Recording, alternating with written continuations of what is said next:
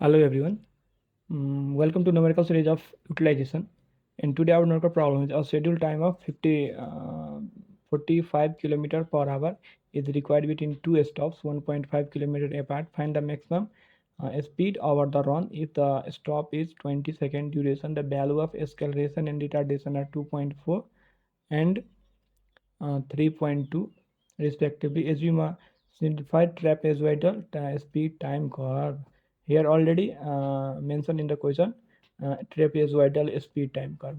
So acceleration alpha equal to 2.4 given, retardation beta 3.2, distance also given 1.5 kilometer, schedule time 45 kilometer, and uh, schedule speed and schedule time ts equal to total distance into 3600 upon Vs, that is schedule speed. So put the value of S and Vs, we can get schedule time equal to 120 second and actual time of speed t equal to Ts minus stop duration. So 120 minus 20. 20 is the stop duration. This is given in the question.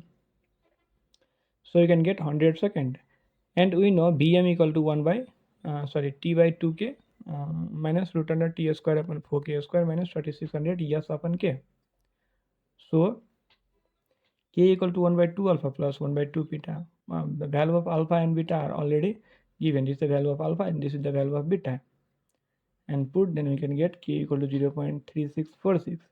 And we know Vm, and this is the formula of Vm. And in this formula, we can put the value of k, t, and s, and simplify this. We can get Vm equal to 74 km per hour.